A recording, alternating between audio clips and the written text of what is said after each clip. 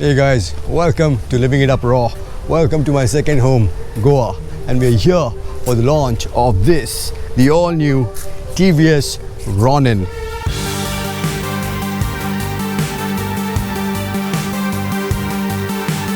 With this one, they've gone in a completely different direction. The emphasis here is not to be the fastest motorcycle around.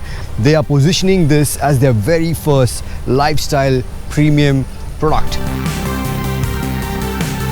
And the main distinguishing factor, of course, is the way it looks. I love how they have fused together the modern bits with the retro styling. The golden forks, they are the Showa big piston forks. You also get really good equipment. I love the block pattern tires, gives it a more rugged look. I love the brown seat, and I also really like the tail light. It's really nice and sleek. But then there are also components which I feel don't really fit in. I mean, I'm not very fond of the plastic usage. I don't really like this. I definitely don't like this cover at the back. So I feel a much cleaner design would have looked so much better. But yeah, overall, the design packs a lot of potential. So now let's move on to the main numbers. So this packs a brand new 225cc engine which makes about 20 horsepower, 20 Newton meters of torque. But the more important figure here is the weight. This is only 160 kgs wet. So the power to weight ratio is really promising.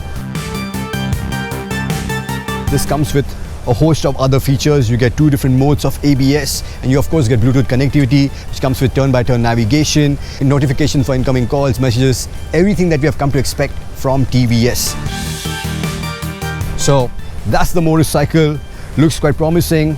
I look forward to riding it to see how the ergos are, how the brakes are, and if it can deliver on all the promises that TVS has made in terms of this being the new motorcycle of choice according to them for commuting, for touring, especially if you're looking for a relaxed ride. So let's go and ride.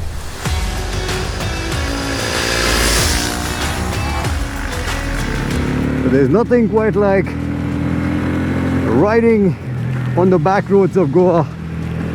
This beautiful narrow road which runs close to the coastline. Man, it feels good to be back.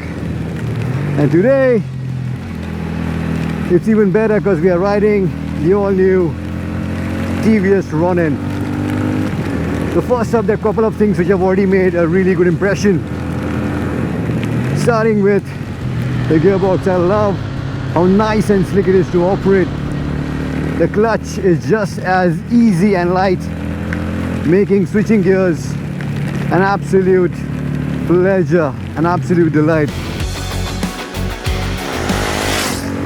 Next thing I like is the exhaust note. I don't know if you can hear it, but it's nice and bassy, and TVS told us that they had spent a significant amount of time trying to get the right tune, and I believe them because it does sound really sweet. There are also small bits which I really appreciate, like the clutch and brake levers are adjustable for reach to ensure that the motorcycle fits you right. And another thing which has stood out is of course the ride quality. So as we already know, TVS has gone all in and they've invested in Showa big piston forks, and the shock is Showa as well. It's not adjustable, and as the main intent of this motorcycle was comfort, I think they have hit the nail bang on its head. I really like the ride quality, and also here in the corners, the twisty bits, it's offering really good support. As you can see, the roads here are really wet. We are not really in a position to tell you the potency of the brakes because we of course have to be very careful. But I like the feel, I like the feedback.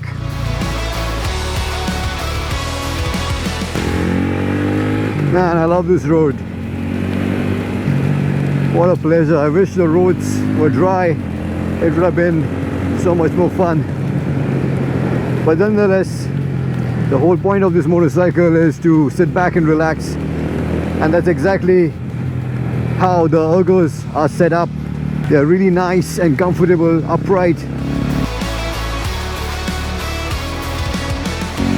But if you're 6 feet and higher, if you're looking at my knee, you see that they're already sticking out a fair bit. If you're taller, they would stick out even more. I'm not so sure if that will be comfortable for a longer distance. But there are two things about the engine which don't go with the whole intent of this motorcycle, which is to cruise comfortably, but you're not really in a hurry. And when you're looking at such kind of a engine setup, the first thing you expect is refinement. And I can already see a decent amount of vibrations creep in around 4500 RPM right after the maximum torque kicks in, and they increase as the revs climb. So you feel the vibrations first creep in on the pegs and then move on to the tank, and they don't really reduce too much as you go up the gear. They were just as pronounced. So I think that's one thing which TVS needs to work on if they really aim at making this motorcycle as a very comfortable commuter slash tourer. The other thing I noticed is, see, I'm full gas on, full throttle, and it doesn't really have a lot of poke. It really gets going around 6000 RPM.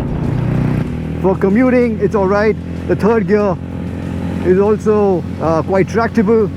Even if you're going over speed bumps, you don't really have to go down the gears. It'll pull through. But for those quick overtakes, you will have to downshift. It doesn't really have the mid-range which I was expecting.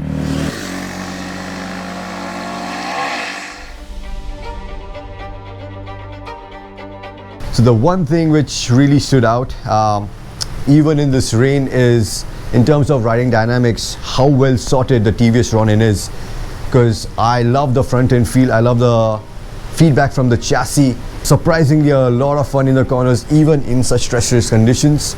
And also on the practical front, you have a low seat height, you have plenty, 180 mm of ground clearance. So even if you're riding two up, that's not really going to be a problem. You can literally go everywhere comfortably. Where it can improve is, I feel, on the engine front, because the one thing which you expect from a motorcycle which is designed to be a comfortable cruiser is an engine which allows you to be lazy. An engine which has a lot of mid-range, which allows you to not have to downshift, you know, whenever, even in your higher gears, whenever you get on the gas, you know, it pulls cleanly, it pulls strongly. And that is something which I did not see on the Ronin. And the third point is, of course, the price. So the top end variant with dual channel ABS and 3-tone paint job will cost you 1.68 lakhs. We have always known TVS to be on the other end of the spectrum in terms of pricing, where they offer an insane amount of value for money, because they always price their motorcycles substantially lower than its competition. But with this one at 1.68 lakhs, when you look at the new Pulsar 250 or even the FZ25, you're paying a whole lot more. So I would need to understand, I would need to ride the motorcycle a little bit more to see what it is that I've missed out on this short ride. Because yeah, definitely in terms of the way it looks like no other motorcycle in this category. But I need to ride the motorcycle a little bit more in a comprehensive review to understand how it exactly stacks up against its competition, and if it can justify the premium that it commands. So there you have it, guys. Those are my impressions from this short first ride here in Goa of the TVS Ronin. Let us know what you think about the bike. If you have any queries, hit them up in the comment section and I'll get back to you as soon as I can. Until then, ciao.